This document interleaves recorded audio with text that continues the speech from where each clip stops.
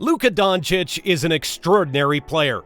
Luka is the youngest player to have 35-point triple-doubles in succession, breaking Oscar Robertson's record, and only the fourth player to record it since the 1983-84 season, joining Michael Jordan, James Harden, and Russell Westbrook. He also surpassed Michael Jordan's record of 18 consecutive games with at least 20 points, 5 rebounds, and 5 assists.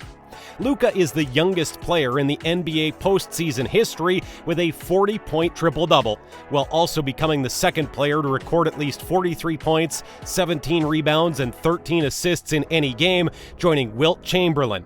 No wonder the Spanish newspaper Marca nicknamed him El Niño Maravilla, or the Wonder Boy.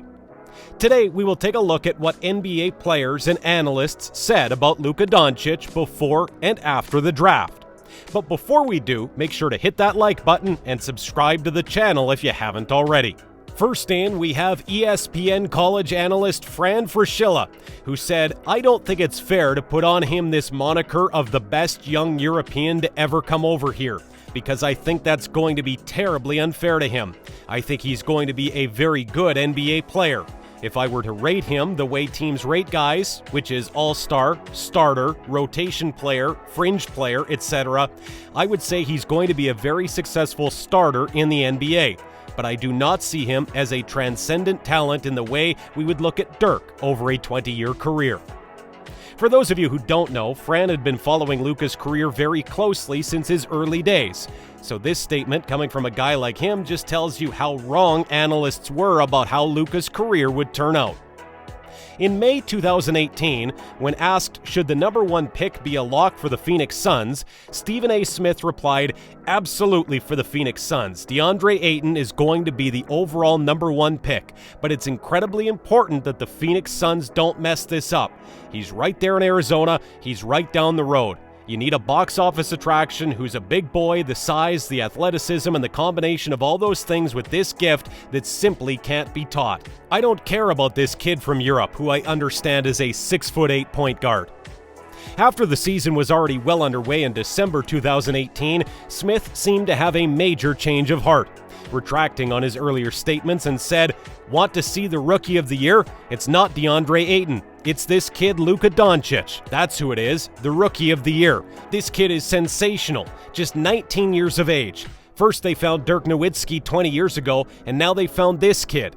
Furthermore, in an emotional interview, Smith also went on to say, "Luka is the best white boy I've seen since Larry Bird."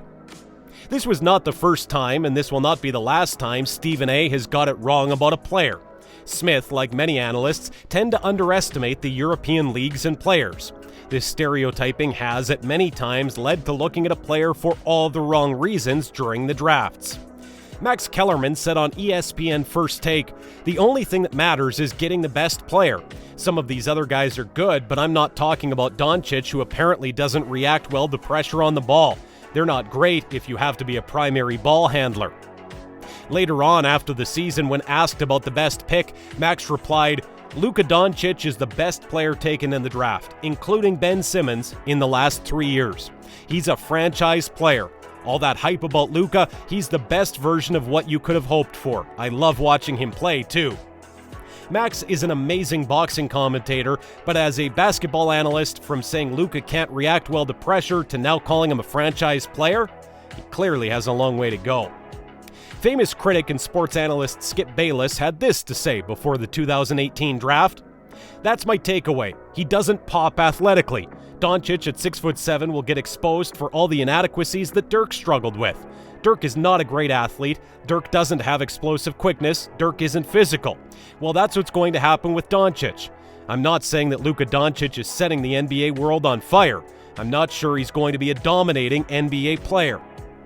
Fast forward a few months into the season, and Skip completely changed his mind and said, "You are going to look up in 15 years with Luka Doncic, and he's going to be a top 7 scorer in league history.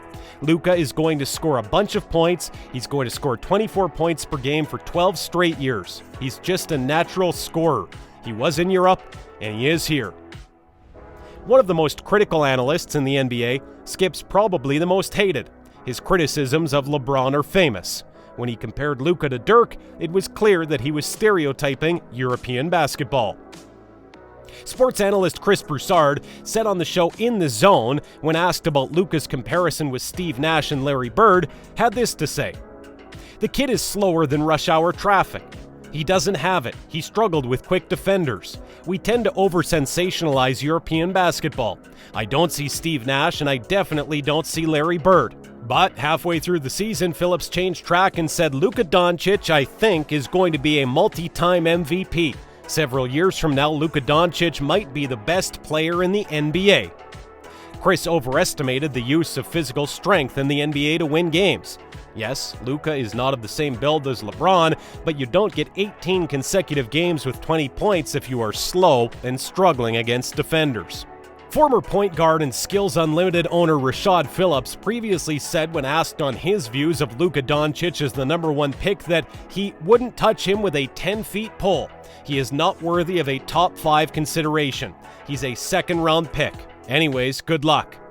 After the NBA season ended, he tweeted about having met Luka and having a great conversation and had apologized for being wrong about him.